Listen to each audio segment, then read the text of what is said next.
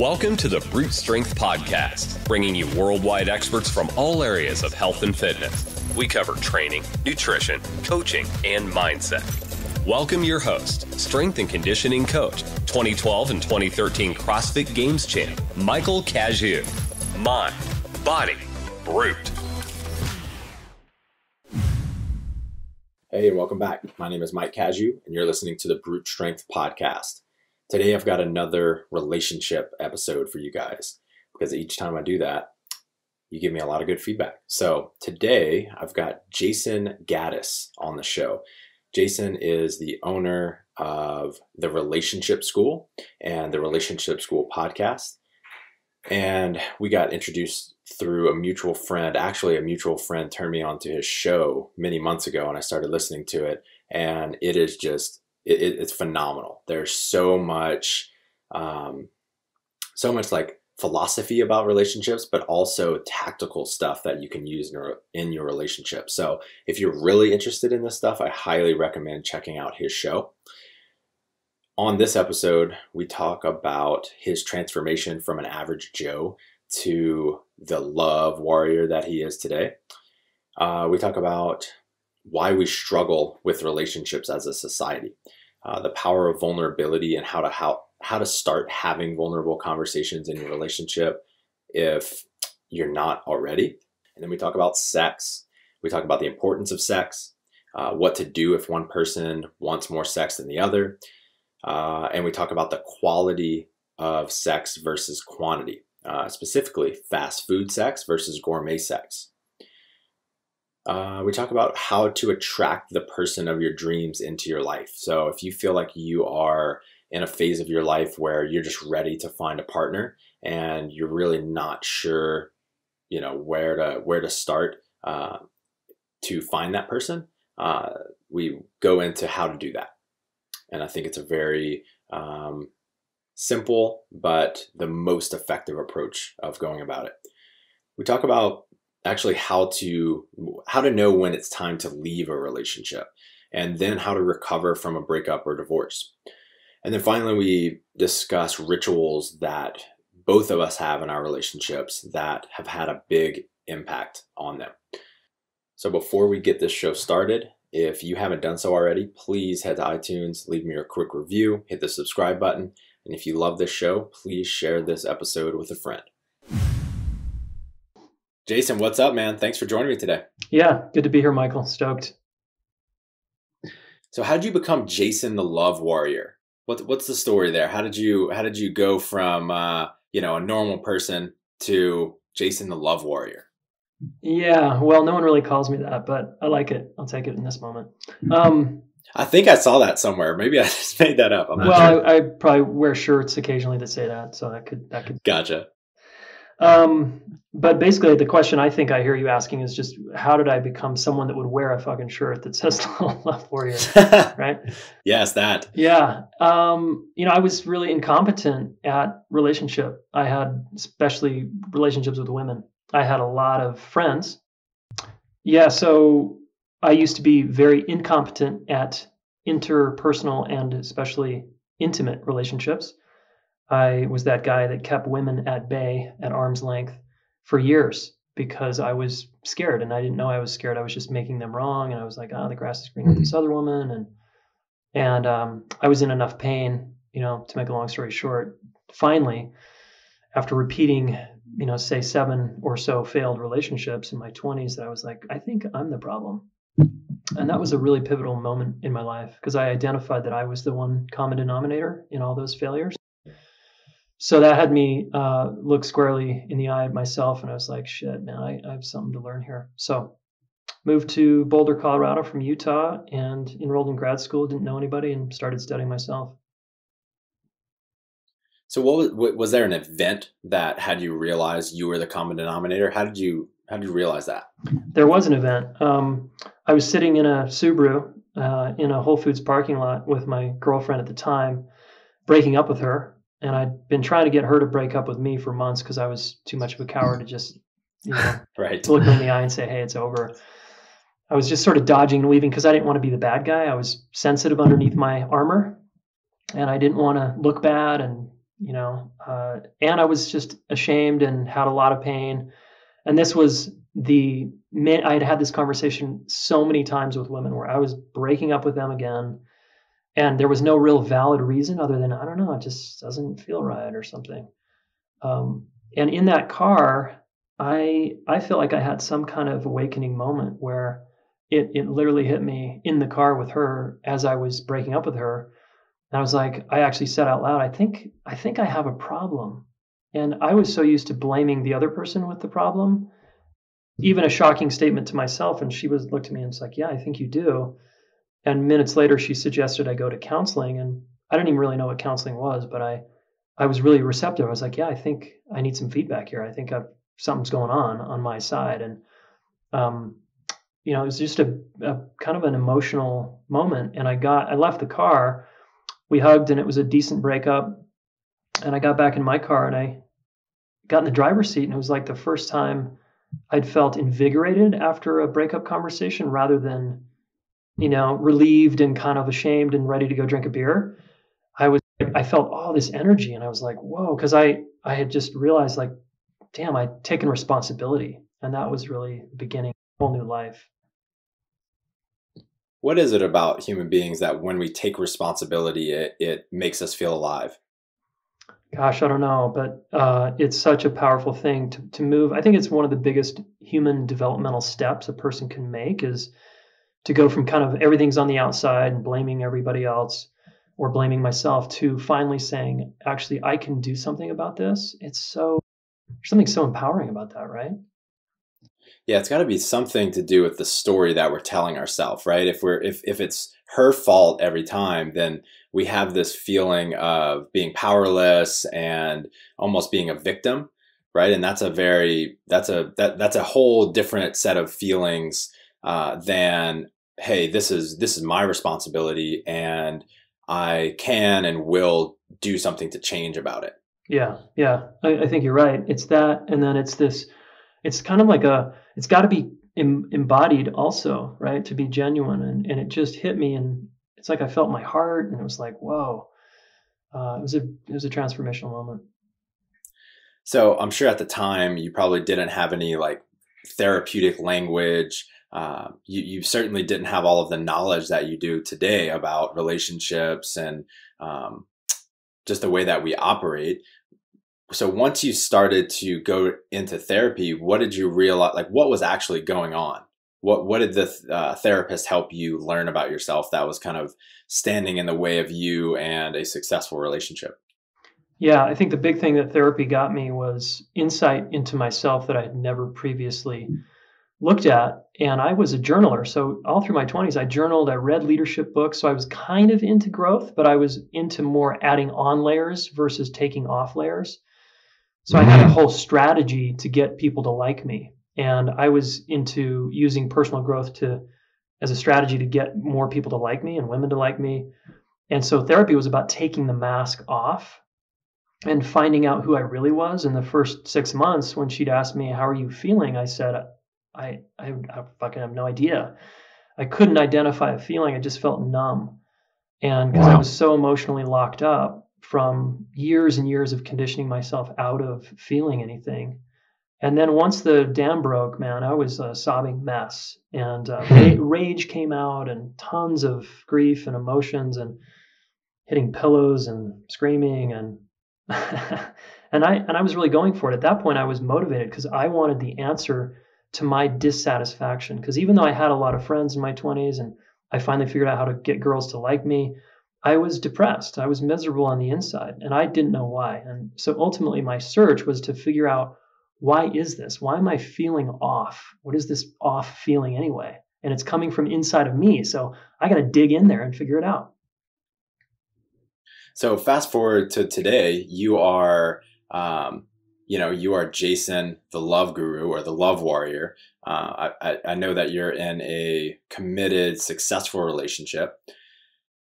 And are there any I think nowadays you're seen as like the guru of love. You're seen as someone that is just so solid and so knowledgeable. Are there any misconceptions that most people or any misconceptions about you that people don't know? Oh yeah. I do my best on my podcast and just in real life to be transparent and to talk about my own relationship struggles still. But even with that, right, like you said, people kind of put me on a pedestal and think and assume that I don't have relationship challenges. I've somehow reached the summit and I'm like complete and I'm free of triggers and I don't have any issues. And that's, far from the truth. I'm just like everybody else. I just happen to really study a craft and understand the nervous system and the brain and how it works in concert with, conflict in human beings. And I understand that intellectually and experientially, and I'm able to talk about it and not get fused to my own reactivity. So that might be the difference between me and someone else. But I have just as many problems as the next guy. So why do we struggle with relationships so much as a society? I think there's a lot of reasons, but we have the first and foremost is that we have fantasies about how relationships are supposed to be. And the fantasy goes like this. You meet the right person or you find the one and it just works out and there's no issues. And that's just bullshit. It might be the case for a year or 6 months, but that's the honeymoon stage and then it wears off. And most people aren't equipped once they get to the challenging stage of a real intimate relationship after a couple of years. No one, everybody relies on their childhood strategies or what their parents did. And it's just not good enough usually to get you through it, the challenging stage and the hard times that are inevitably going to come. So the big thing is we have bought into a somewhat romantic notion about how they work. So what is the point of, and I'm gonna bounce around a lot on here. This is one of my favorite topics, and I'm gonna just take the opportunity to go into lots of different little areas of relationships. So excuse me if it seems like it doesn't have a central theme, because it doesn't. What's the point of marriage if so many people get divorced, in your opinion?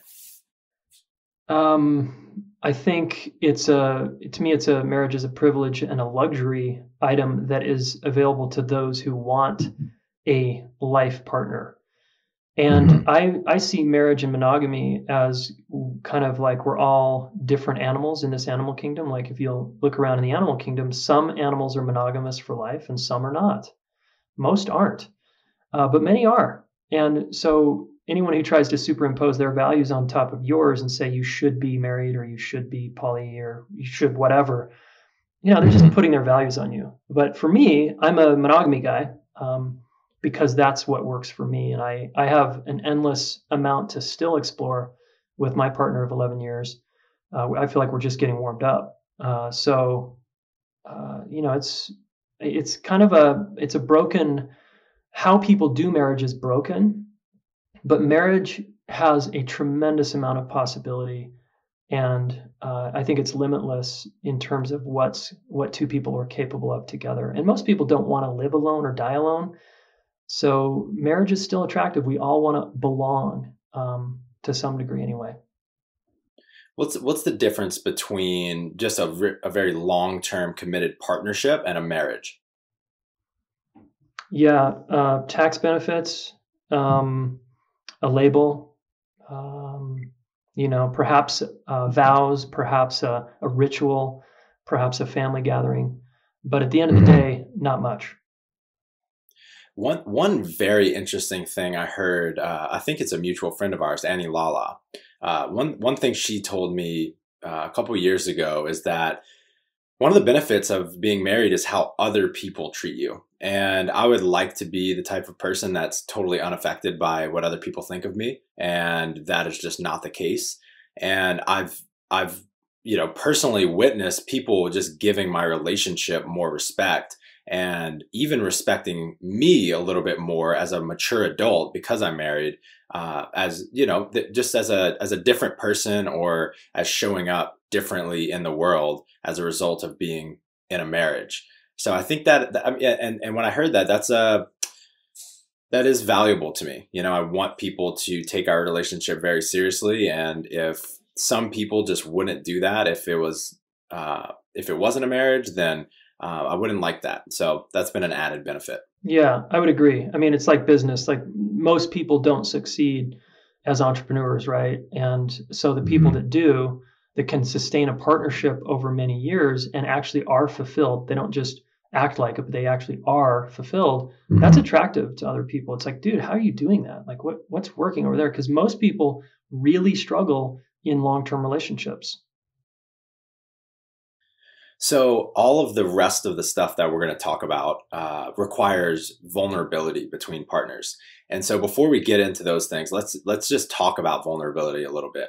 How do you begin? First off, what is vulnerability?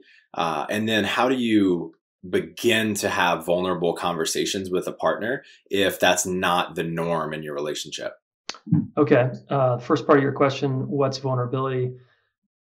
When I allow myself my guard to come down and my heart to open and the realness and the truth of what I'm experiencing right now to be seen by myself and by you. That's what I'd say vulnerability is. And then can you give an example of that? Yeah, so I wouldn't be vulnerable with my previous partners because she would ask, "How are you feeling?" And I'd say, "I'm fine." So that's not revealing vulnerability. In the next relationship, finally, I learned how to say, when she asked, "How are you feeling? It seems like something's wrong." I would say, "Yeah, you're right. I feel off. Something isn't working here and I feel bad." That's a step in the right direction. And then with more awareness and more attunement to myself, I might then be able to say, "I feel shame. I'm like fucking in a shame spiral right now." And that's what's going on. And to look her in the eye, that's extremely vulnerable. Perfect. So if this is not the norm in your relationship, what's the easiest place to start? To take responsibility for how it's a foreign experience for you, or a foreign language, or you don't know what to say or do. Just to own that alone is vulnerable and it's real, right? So if I, rather than say I'm fine, which to me is kind of defending or posturing over a vulnerable experience inside, I could say I'm posturing over and not wanting to show you, or I'm not even aware of what's going on inside. That's a huge step in the right direction. How important is sex in a relationship? Is sex important in a relationship? Yeah, super important. I think, it's a different conversation the longer you're in a relationship, but I think sex is as long as, I'm 11 to almost 12 years in, and plus together almost 15. Sex is huge for my wife and I, and we're in a long-term relationship. It comes and goes sometimes, and we have stress, and we get triggered, and we get busy, and we have 2 kids, and there's things that happen where our sex life changes. And so if we get stuck in thinking our sex life should always be the same as it was when we first met, or that second year when it was like amazing or whatever, then we're going to be frustrated. We have to constantly be in a new conversation of like, whoa, the garden is different this year. Fascinating.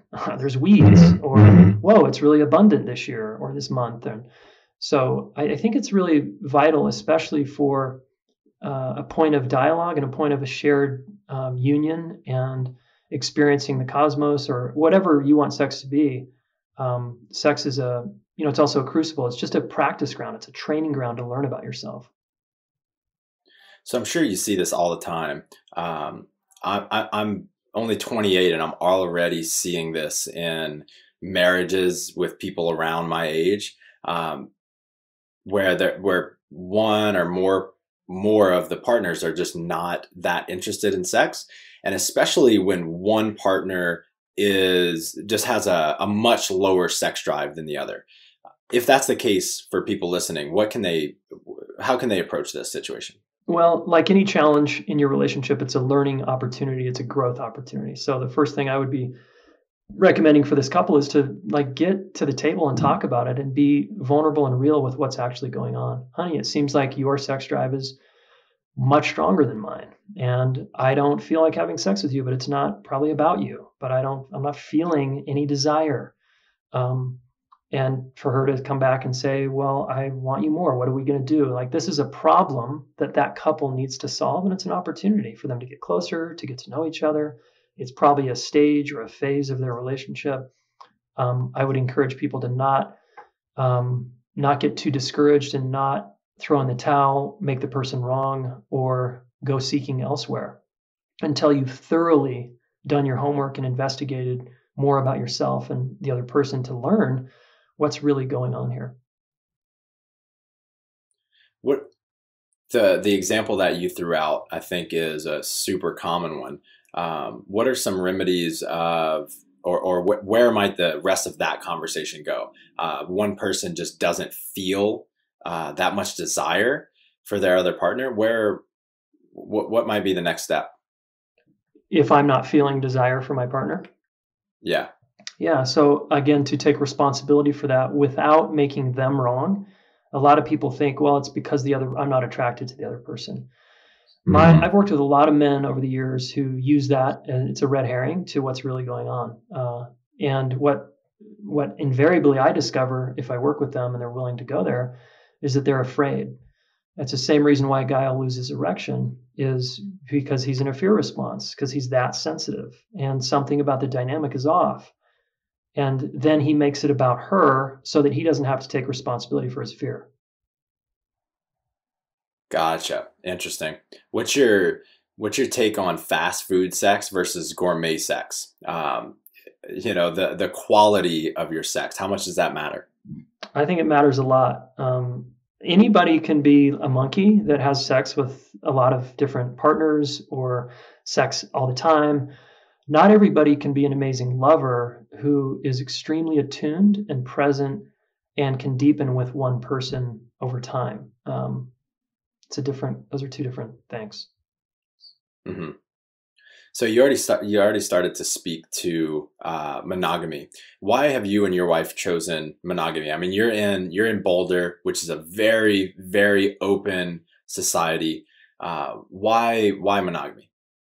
I think it's partly in just our DNA. I think it's who we are. There's not either part of us that wants to be in an open relationship or poly or bring a third in. It's just not interesting to us. So I think it's partly just who we are. And when I think about that, for me, it doesn't sound like something I want to do with my marriage or with my family.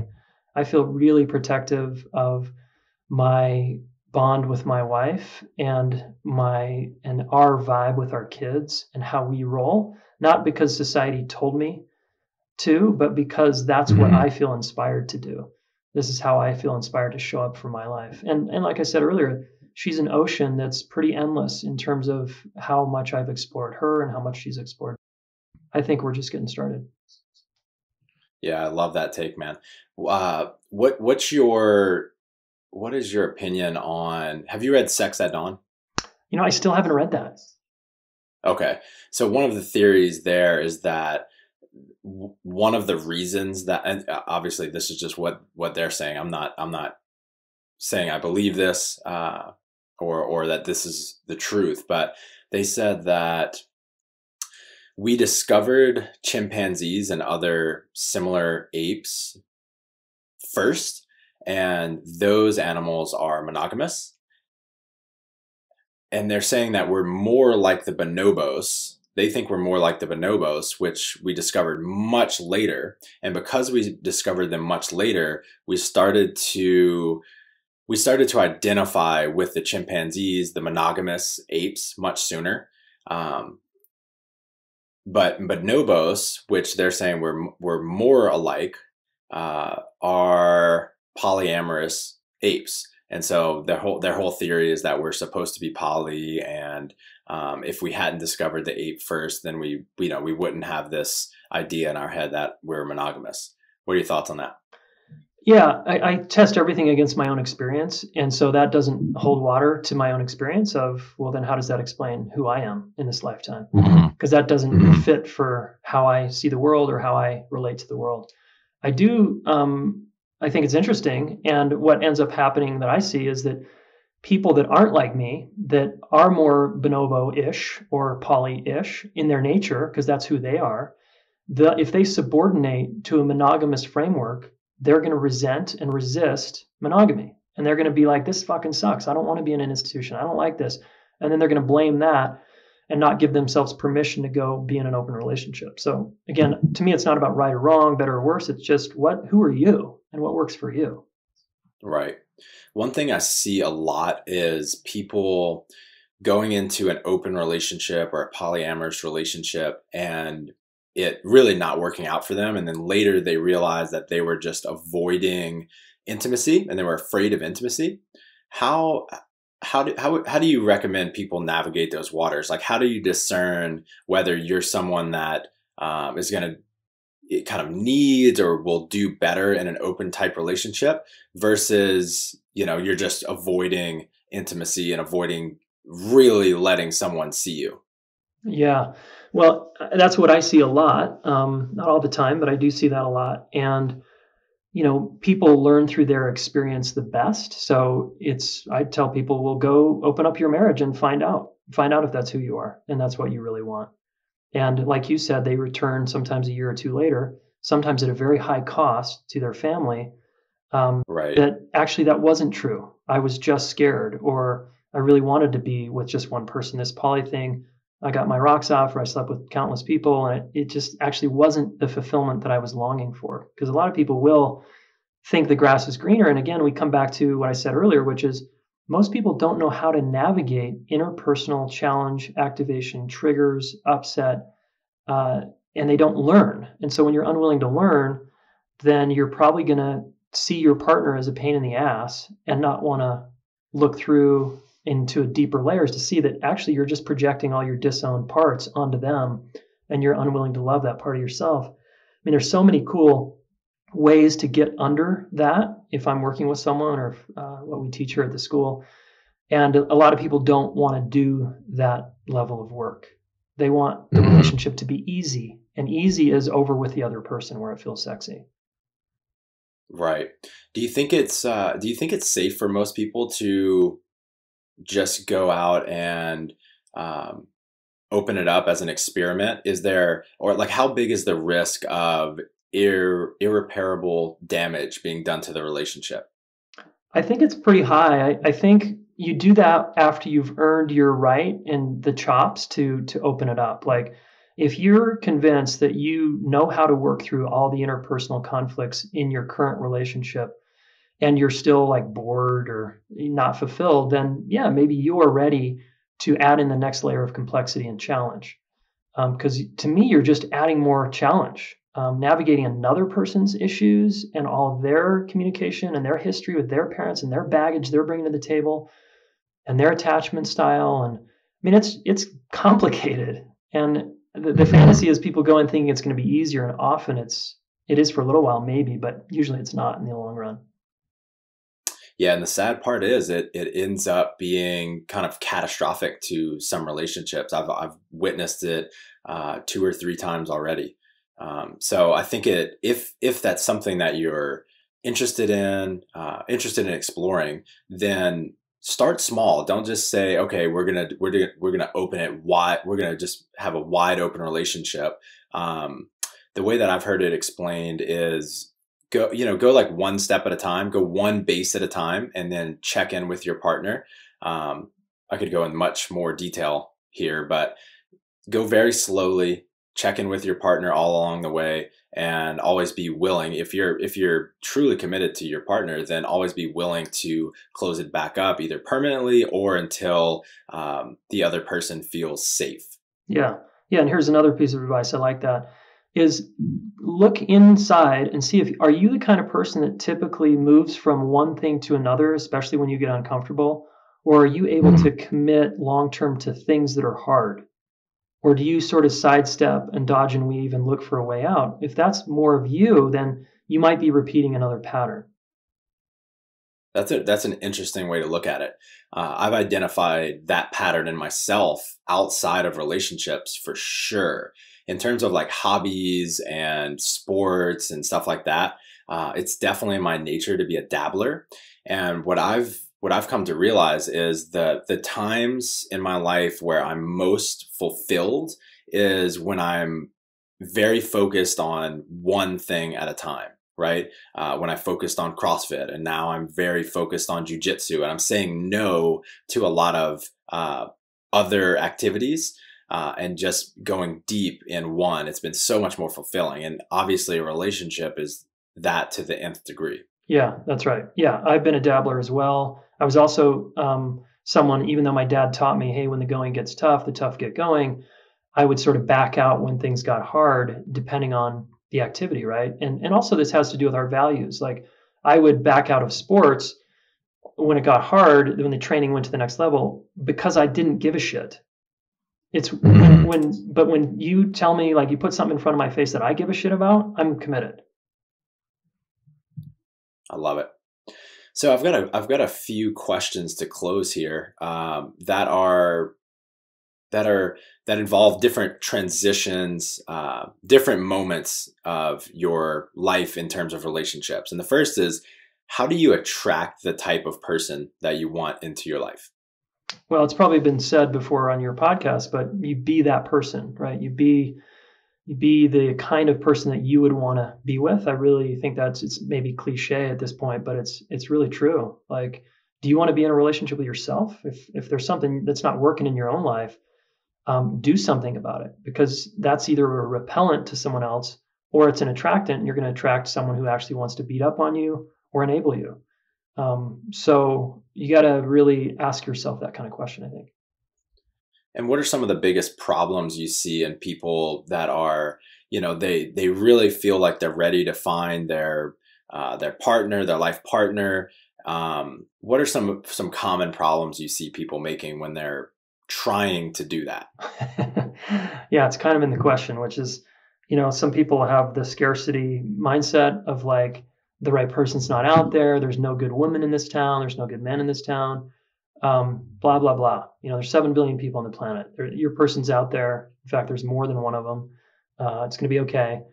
And just relax and keep living your life the way that's inspiring to you, rather than constantly looking for a partner. I think people, to use your word, try a little too hard here, as if more effort means a better result. It's not like lifting weights. And maybe that's not even true in lifting weights. You could tell me, but trying hard isn't necessarily going to get you what you want.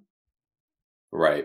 I really love the, I don't know, analogy, metaphor, whatever, that Tony Robbins uses. It goes something like, we all have this blueprint or map of what we think our life should look like.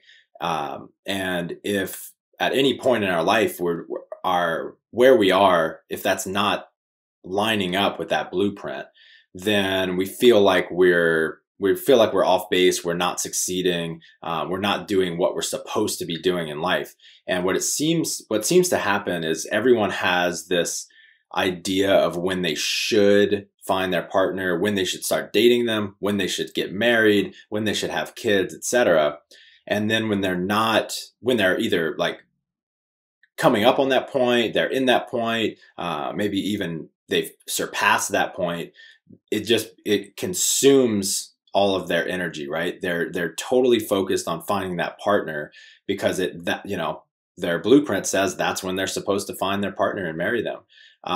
What advice do you have for people that are, maybe they feel like this is the time that they have always thought they would get married, and they still haven't found someone that they really like spending that much time with, much less their entire lives. How can they not just be consumed with trying to find that person? Yeah, to me, it says that you're living a life where you perceive that something is missing, and you're in lack, and again, scarcity. So if you look around at your life, a lot of people in that situation, if this is you might look, it's kind of like a universal law of the one and the many. If you don't have the one, you've probably got the many, meaning that one person is taking the form in many of your relationships. It's just dispersed. So I recommend to people, like, if your social life is fulfilling and you have tons of friends and yet you're single and you feel unfulfilled, you might think about dialing down your social life and meeting with those people less as a way to be with yourself more and create the space for someone to actually come in. There's no room in your life. If you're fulfilled with all your friends, there's like no room for someone to come in. So just another take. Yeah, that's an interesting take. I've never heard that one. Another thing I see is people don't have any space on their calendar, right? They say that they want to find someone, and yet, using your example, they hang out with friends every single night of the week, and they don't even have the space to date people and try to find that person. Yeah, that's right. And they're feeling a hole and a void. And I'd recommend, like, if that feels intuitively true for you, if you're listening, see if you can be with the void, what you're perceiving as like a hole or lack. Like, get quiet and meditate one night, and just take the next Friday night the next 3 Friday nights to yourself, and just be quiet and still, and don't distract. No movies, no books. Maybe journal or meditate and just be quiet. Go on a walk alone and see what happens.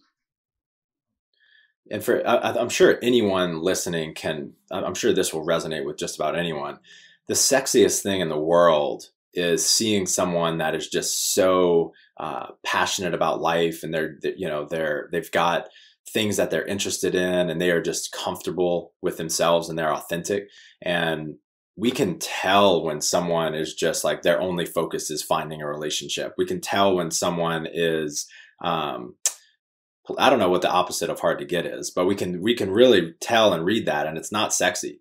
So if you're working on yourself and just being okay with yourself and finding things that you're passionate outside of a relationship, that's going to draw people in. That shit is sexy. Totally. And another kind of frame I want to offer is, you're going to attract at some point the person you need, not necessarily what you want initially. And I like to say that because you're going to, this is what's crazy, is out of the billions of people on the planet, you will draw in someone to your life that mimics some pattern relationally that you grew up with. It's crazy. And then you'll have to work out some things with this person, and it can become a real hero's journey to be with someone and work out these life lessons with a partner. So in other words, you had a parent who was unavailable. Well, you might attract a man now, let's say it was your dad, who is unavailable. Isn't that interesting? Because you have something to learn there. Is it because, do we attract them because we have something to learn, or that's what we're comfortable with? Or is it both? It's both. It's what's familiar. So it's kind of safe in a way, right? And there's a lesson to be learned there. Like, a lot of people then will stay in those relationships because they're trying to work out a childhood fantasy that dad was going to finally be available to me. Right. Yeah, that's where our partners become our biggest teachers. That's right. So on the flip side, how do you know when it's time to leave a relationship? Maybe you've been in either a marriage or just a very long-term relationship. You've gone to therapy. You've done a lot of work. You feel like you've given it tough. Actually, maybe I'm putting too many words to this. How would you go about advising people on when it's time to leave a relationship? I think there's a couple scenarios here that I see most common. One is that one person is doing the work and the other person is not. And then the person doing the work continues to try to be the teacher or the coach or the guide and pull their weight. And it's like two people in a paddle boat, and I have both paddles and you're just sitting there.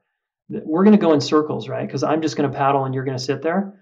That goes in a circle, and that's a dead end. So I recommend people in those relationships work towards valuing themselves enough to leave. And I say that because most people say, well, you should just leave that person. Well, it's not that simple. You need to value yourself enough first. But you're stuck in an old pattern of trying to fix them or change them because, again, maybe you grew up with an alcoholic or depressed parent, and you're trying to help them. And that's the pattern you're stuck in. And it's kind of working for you. But at a certain point, that leads to burnout. And I recommend leave, but you got to do the work to be courageous enough to be willing to be alone first, because you'd rather be with a mediocre relationship than to be alone. So that's for that type of person. If they're both struggling and you've done the work, you've gone to tons of couples coaching, therapy, you've done ayahuasca ceremonies, you've done it, you hit it from every angle and it's still hard. My guess is there's still something for you to learn. But maybe you're not getting it. You have blind spots, and even the healers and the practitioners working with you have blind spots perhaps, and they can't help. And sometimes it's just, you get burnt out, right? You've done so much work and it just doesn't seem to move the needle enough.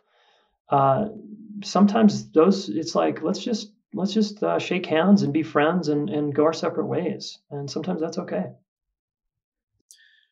How often do you see people, or at least think that people are ending a relationship too soon? Pretty often. Yeah, pretty often. Because again, people aren't doubling down on the area they have the most to learn in around conflict, let's say. Because to me, a partnership is one of the core components of a partnership is learning how to handle myself and handle you under stress. And that's a huge undertaking, and it's really beautiful, I think, to learn how to handle myself and how to handle you.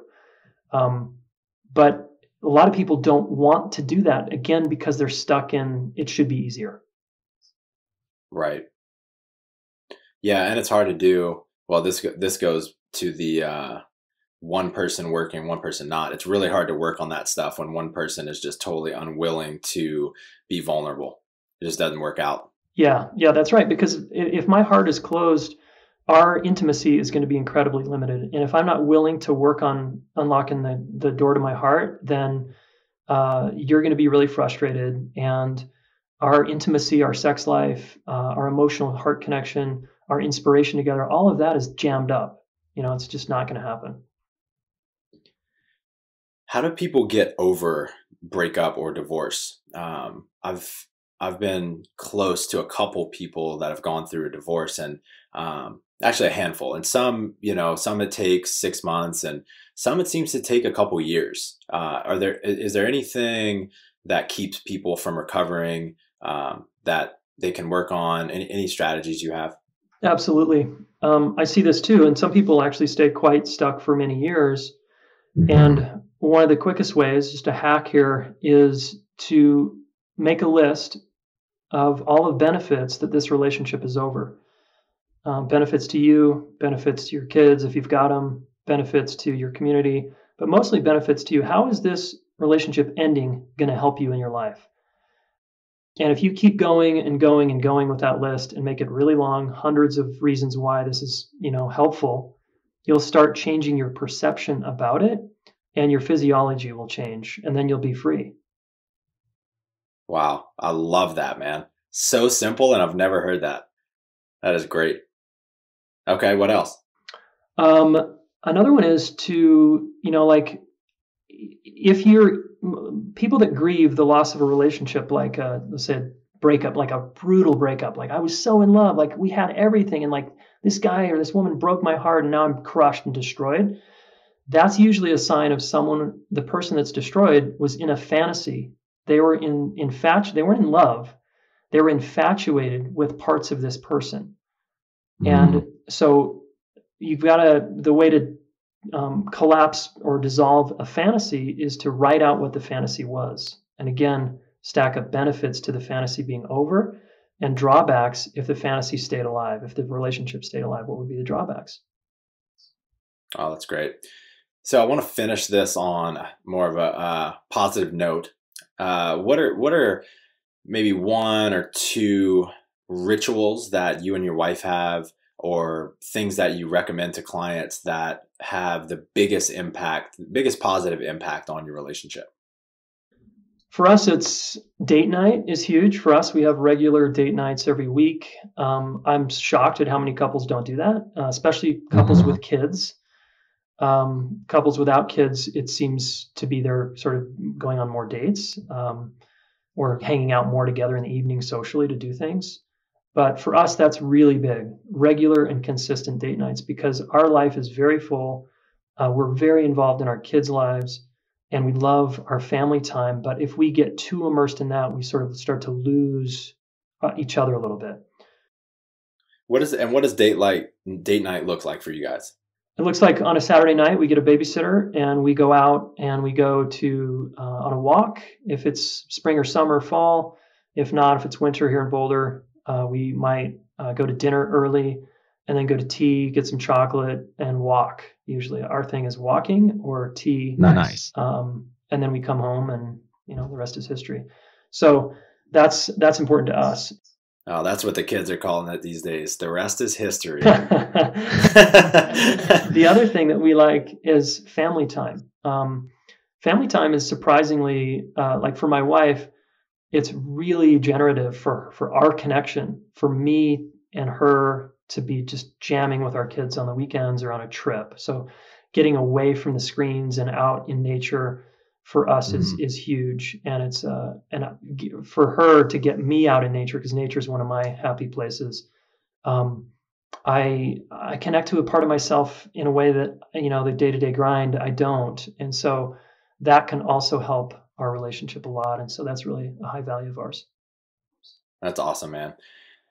My wife and I just identified a very important one for us. We went away. It was only 45 minutes away. We rented this little Airbnb about 45 minutes away from our house, and we stayed there for 2 nights.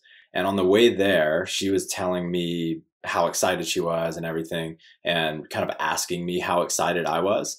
And I don't know if this is a good or bad thing, but I don't really do white lies. And so in that moment, maybe I should have just said, I'm so excited. But I kind of took like a logical, and it was a very honest approach to it, which was, I don't feel all that excited. I'm sure we're going to have a good time, but I think that I think you value this alone time more than I do.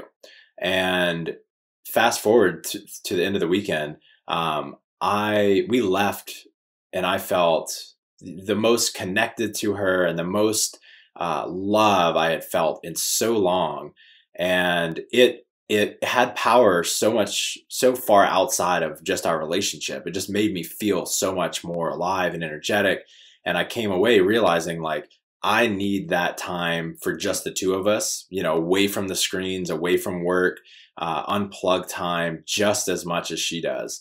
And so that was a big lesson for me. And it sounds like that's what you guys try to do at least once a week. And I think for anybody listening, create some time for just the two of you, and don't assume that you're getting that attention or that connection just by being around each other on the day-to-day, because Adi and I see each other pretty much every day, all day. We work together, we work from home. So it would be very easy for us to assume that we're already getting that.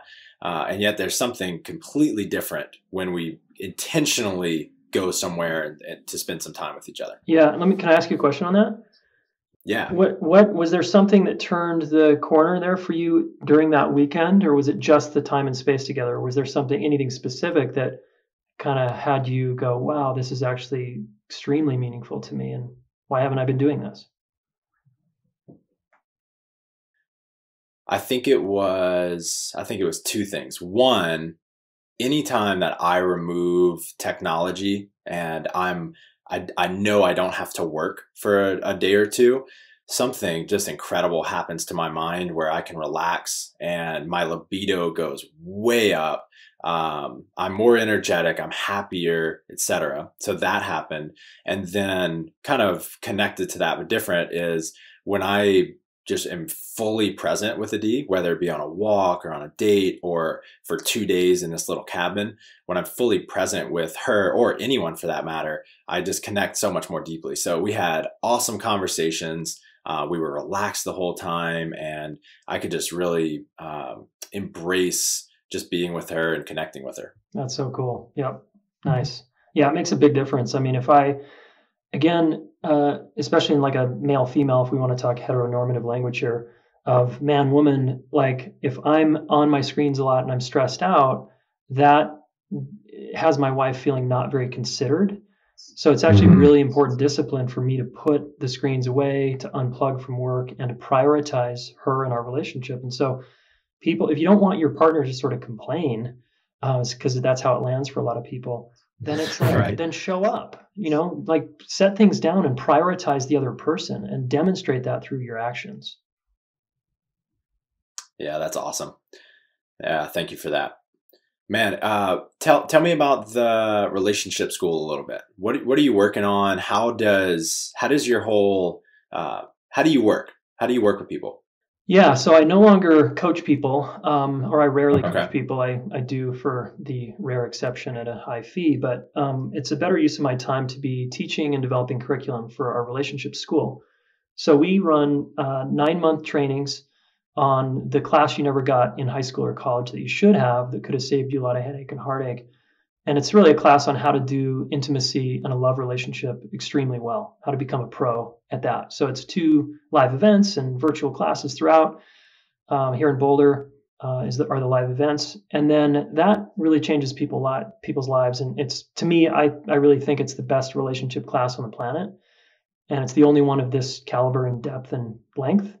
And then we also train people to become relationship coaches, because I'm on a mission to reach 1 million teens and young adults with this education, because I think it's going to change the world. And then also we want to reach 10 million families. So I'm going to need help, right? So we're training people and giving people careers as relationship coaches. And that training is also really rigorous. It's a 3-year program if you want to go all 3 years. Otherwise it's a 9-month and then 11-month and then 11 months. So is this something, the school, is this something that an individual would sign up for, a couple, or is it choose your own adventure? Yeah, it's kind of choose your own adventure. We have mostly singles and partnered individuals come. Partnered individual means one person of the partnership is coming because they're the motivated partner. And then we do have the occasional couple that shows up at our longer trainings. We do have a embracing conflict training that's just a weekend here in Boulder, and more show up for that. And what's been the response for the couples that have shown up? Oh man, it's both ends, honestly. Like, we were finally the catalyst that had allowed them and gave them permission to end the relationship because they'd been floundering so hard. So one person finally becomes empowered enough and courageous enough to say, I'm done. So that's happened here. And we've also strengthened marriages. Plenty of long-term relationships have gotten better here. People are like, oh my God, we were on the brink of divorce, or we've tried therapy, we've tried everything, and we finally actually got tools that are practical and street level that we can use in our house, and they're working. So it's pretty big. So cool, man. Yeah, even though I've been to a lot of personal development courses and seminars and things like that, and I've seen that a lot. A lot of people end up leaving relationships that were just broken and not working. And I think that's an amazing thing. If people are sticking in a relationship for years that's just not working for either one of them, then if they can get out of that quicker, it's better for everyone. That's right. Yeah. And if you take a course like this, it's impossible to not change. You're going to change. And people get scared because they're like, well, what if my friendships change? Well, they are going to change. Like, when we're on the growth path, sometimes we have to leave certain friend groups behind because they want us to be stuck in the old way of being. And we're like on the move. Well, Jayson, I appreciate you. I appreciate so much the work that you're up to. Where can people find, more about you and your company? Cool. Relationshipschool.com. And our podcast is The Smart Couple on iTunes or Stitcher. Love it, brother. Thank you so much, man. Have a great day. Thanks, Michael. Great being here with you. Hey guys, if your biggest goal right now is to lose body fat and or build lean muscle mass, then we have something cool for you. And it is called, wait for it, the Brute Body Shred Manual. I know it's a super cool title. So this is a short ebook that includes 27 different tips on building lean muscle mass and losing body fat. It includes a 6-week pull-up progression, some different programming for building lean muscle. We have fat loss myths in here. We talk about how to eat for body composition goals and a ton of different things that you can implement immediately, or just things that are kind of mindset shifts that can help you reach your goals over the long term. And you can get access to this by going to brutestrengthtraining.com/SM, brutestrengthtraining.com/SM. And this is a free guide. Take advantage of it. Hope you enjoy.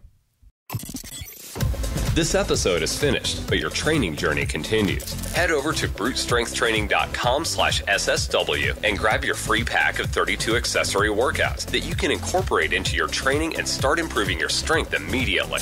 That's brutestrengthtraining.com/SSW.